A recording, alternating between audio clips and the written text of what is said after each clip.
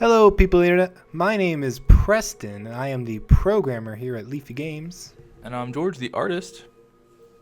So, there's a few things we wanted to get into this video. The first thing is that we recently released a hotfix for version 0.48.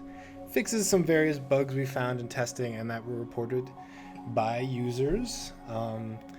Made a small change to fires. They now die off in low oxygen. You can see the full release notes in the description below this video for more information on exactly what was in that update. So, in addition, our next update will be 0.49A. This will the main thing we're going to be focusing on with 0.49A is the overhaul of warp travel. So we're going to build something a bit closer to our original idea for warp travel. So it won't be just you hit a button and it's instant loading screen and then you're there. So we're planning a bit more to it. So but more information on that. We'll talk a lot about that in our next video. Which will be available next week as usual. But for this video, just wanted to show you one of the tools we use behind the scenes creating PULSAR. What I have right here is the graveyard asset, is what we call it. It's basically a collection of ancient ship parts and hull parts and stuff you can explore in space. We do spawn some stuff with it, including mines and scraps you can collect. And we use this tool called the random child item. It's a relatively simple tool. Probably the simplest way to explain it is that when it's activated, it'll randomly pick one of its children. So if you don't know what that terminology means, it's that these assets here, asset 0, 1, 2. These are game objects, and these are parented or, in a way, attached under the graveyard object. So it's I can collapse that, and it's the graveyard. I expand it, you can see everything that's sort of attached to or parented.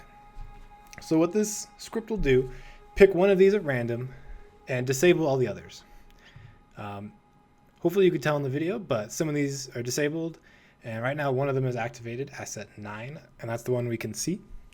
So all the ones that are deactivated are essentially invisible.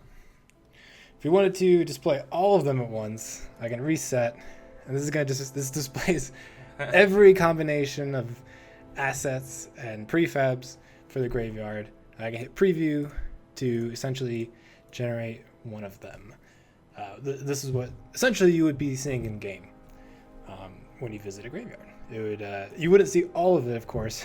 It would essentially do a similar thing to this preview and basically go through and select one variation from the sort of possibility space of variations that we've created through this tree type hierarchy. So, and you can even create sub random child item, and that's the script that controls all this, inside of another one.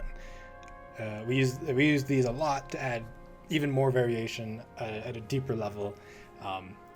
So as you can hopefully see, it's not an incredibly complex tool, but when combined and used correctly with cool assets and artists that knows what they're doing and can nest them and do all sorts of cool stuff, that you can actually get you can get some really cool results and actually quite a lot of variation.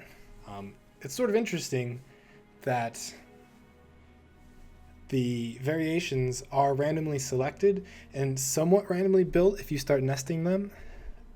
But at the end of the day, it's all hand-placed assets by the artist. So it is an interesting mix between randomness and variation, as well as an artist actually going there and adding purpose and hand-placing it and doing what artists do best, creating cool stuff.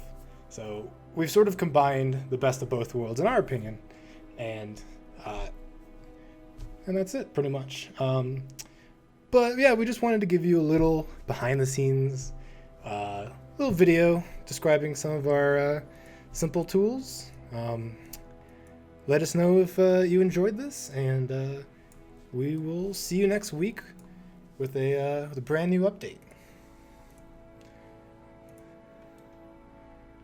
All sorts of stuff.